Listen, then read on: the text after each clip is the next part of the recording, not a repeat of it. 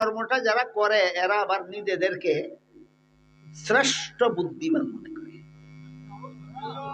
দিছি মজা শিখাইয়া দিছি, 30টা মিথ্যা মামলা কইরা জীবনের জন্য জেলখানায় ঢুকাইয়া দিছি। এমন অপকর্মটা যারা করে এরা নিজেদেরকে বোকা মনে করে না বুদ্ধিমান মনে করে। যেমন তেমন বুদ্ধিমান না, জগৎ শ্রেষ্ঠ বুদ্ধিমান মনে করে।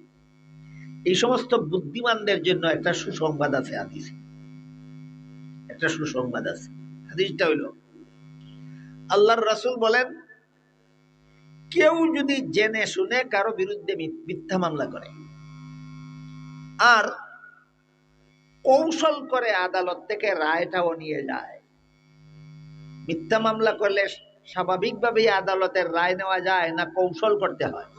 হ্যাঁ, রাসূল বলেন কেউ যদি জেনে শুনে কারো বিরুদ্ধে মিথ্যা মামলা করে আর কৌশল করে আদালত থেকে রায়টাও নিয়ে যায়, সে আদালতের রায় নিল না, হাসরে মরণের আগেই জাহান্নামের সার্টিফিকেট সংগ্রহ করে। মিথ্যা মামলাবাজদের পুরস্কার, মিথ্যা মামলাবাজদের পুরস্কারটার নাম কি? জাহান্নামের সার্টিফিকেট। পুরস্কারটার নাম কি? জাহান্নামের সার্টিফিকেট। আপনারা যদি একটু সচেতন থাকেন, চক্ষু দুইটা যদি খোলা থাকে, তাহলে একটু চোখ খুলে চতুর্দিকে তাকাইয়া দেখেন তো, আপনারা যে সমাজে বাস করেন এই সমাজের কোনো বুদ্ধিমানে মরণের আগেই জাহান্নাম, আদালত থেকে জাহান্নামের সার্টিফিকেট জোগাড় করে রাখে কিনা? এই হইল সবচেয়ে বড় বুদ্ধিমান, যারা মরবার আগেই জাহান্নামের সার্টিফিকেট সংগ্রহ করে রাখে। কি বলেন? ঠিক। মরণের আগেই স্বেচ্ছায় সজ্ঞানে ঠান্ডা মাথায় আদালত থেকে যারা জাহান্নামের সার্টিফিকেট সংগ্রহ করে রাখে, মরতে দেরি হবে, জাহান্নামে পৌঁছতে দেরি হবে না, এরাই বুদ্ধিমান। না, এদের চেয়ে বড় বোকা জগতে আর কেউ হতে পারে না। এই হিরিক চলছে বর্তমানে মুসলমান সমাজে। মিথ্যা মামলা কইরা কইরা জাহান্নামের সার্টিফিকেট মরবার আগেই জোগাড় করে আলোয়ার ব্যবস্থা চলছে। আমি যে কথা বলতেছিলাম, মামলা মিথ্যা হোক আর সত্য হোক, এই মামলার আসামি হইয়া একজন 10 বছর, 20 বছর, 30 বছর, 50 বছর আজীবনের জন্য জেলখানায় বন্দী হয়ে গেল।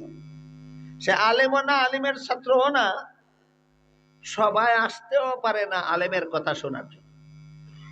এই লোকটা জাহান্নামে যাক না বাসুক, এই লোকটার ব্যবস্থা রাসূল বাতায় গেছেন। এই লোকটা কিভাবে বাঁচবে? আপনারা যারা আলিমও না, আলিমের ছাত্রও না, সবাই গিয়ে আলিমের ওয়াজ শুনবেন, আলিমের কথা মতো জীবন যাপন করবেন, জাহান্নাম থেকে বাঁচবেন। এই লোকটা তো সবাইও যাইতে পারে না। এই লোকটা কিভাবে জাহান্নাম থেকে বাঁচবে? রাসূল বলেন, তুমি শুধু আলিমকে মহব্বত করো, তুমি শুধু আলিমকে মহব্বত করো, এই মহব্বতের কারণে আল্লাহ তোমাকে জাহান্নাম থেকে নাজাত দিবে। বর্তমান সমাজে এমন শিক্ষিত বুদ্ধিমানও পাওয়া যায় যারা যুক্তি খুঁজে পায় না যে আলেমকে কেন মহব্বত করবে, যুক্তি পায় না। আলেমকে কেন মহব্বত করবেন এটার যুক্তি যারা খুঁজে পায় না, এদের জন্য আমি বলছি একটা যুক্তি শুনেন তো, দেখেন আপনাদের বুঝে পড়ে কিনা। ধরেন একটা সন্তান তার মায়ের গর্ভে থাকা অবস্থায় তার বাবা মারা গেল, জন্ম হইয়া এতিম হইল না মায়ের পেটেই এতিম হইল? এই এতিম সন্তানটা জন্ম হওয়ার পরে তার বাবা না থাকার কারণে তার চাচা তাকে লালন পালন করিয়া লেখাপড়া করাইয়া মানুষ বানাইল।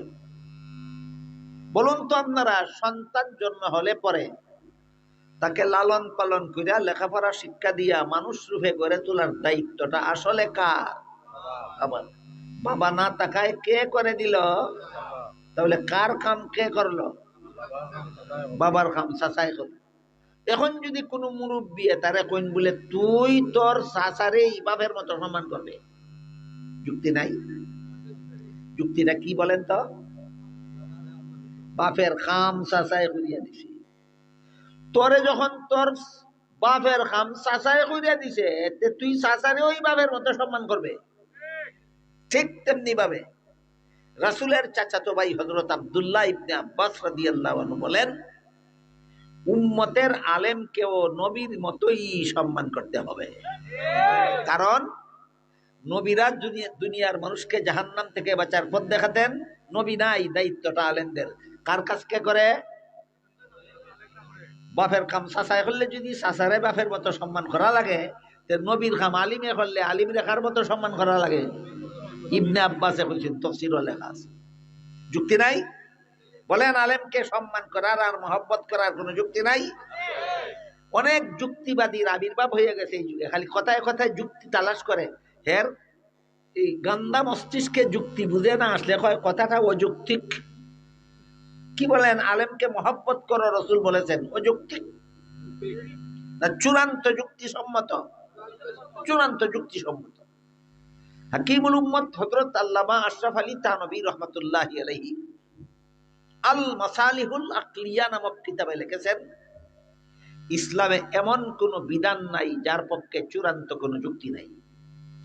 ইসলামের সমস্ত বিধান চূড়ান্ত যুক্তিসম্মত। তবে ইসলামের সব বিধানের যুক্তি বুঝার যোগ্যতা সব মানুষের মাথায় নাই। যুক্তি নাই না বুঝার যোগ্যতা নাই? সুতরাং ইসলামের কোন বিধানের বিরুদ্ধে যদি কেউ কয় যুক্তি নাই, তাহলে প্রমাণ হইল এর মাথায় ইসলাম বুঝার যোগ্যতা নাই। এই কিতাবে থানভী ইসলামের বহু বিধানের যুক্তি উল্লেখ করেছেন, বহু বিধানের যুক্তি উল্লেখ করেছেন। এর মধ্যে একটা বিধানের যুক্তি আপনাদেরকে শোনাই, থানভীর বর্ণিত। তিনি বলেন, তারাবির নামাজ কমপক্ষে 20 রাকাত কেন?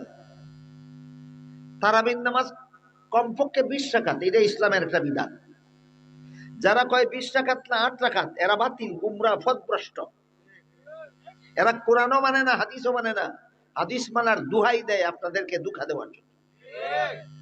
তো থানভী লেখেন, তারাবির নামাজ কমপক্ষে 20 রাকাত কেন? যুক্তি কি?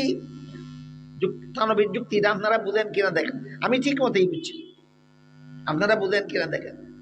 থানভী বলেন, সারাদিন রোজা রাখার পর সন্ধ্যাবেলায় খাওয়া দাওয়া করলে পরে শরীর মারাত্মক ভাবে ক্লান্ত হইয়া যায়, অলসতা আসে।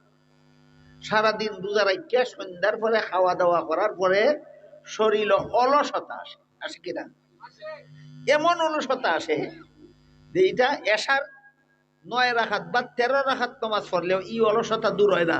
এশার নামাজ 16 আনা পড়িয়া আরো কমপক্ষে 20 রাকাত নামাজ পড়লে অলসতা দূর হয়। বুঝে না আইলে আগামী রমজানও এসা ফইরা দেখবা শরীর পুরাপুরি ঠিক হইছে না, 20 রাকাত তারাবি পড়লে দেখবা শরীর পুরাপুরি ঠিক হইছে। এইভাবে ইসলামে যত বিধান আছে সবগুলি বিধানের পক্ষে চূড়ান্ত যুক্তি আছে। তো রাসূল যে বললেন আলিমরে মহব্বত করো, তুমি আলিমও হইতে পারছো না, আলিমের ছাত্র হইতে পারছো না, আলিমের কথা শোনার সুযোগও পাইছো না, তোমার জন্য শেষ পথ জাহান্নাম থেকে বাঁচার, তুমি আলিমকে মহব্বত করো। রাসূল যে বললেন আলিমরে মহব্বত করো, বলেন তো আপনারা এই বিধানের কোন যুক্তি আসেনি? কি যুক্তি? আলিমগণ নবীগণের কাজ করেন। কি যুক্তি? নবীগণের কাজ করেন। নবীরে ভাইলে যেভাবে মহব্বত করতে হইতো, নবী ভাইছো না, আলেমকে সেইভাবেই মহব্বত করতে হবে, এই যুক্তি। এখন আপনারা একটু বোঝার চেষ্টা করেন, আলিমরে মহব্বত করলে গুনাহগার মুসলমান কিভাবে জাহান্নাম থেকে নাজাত পাবে?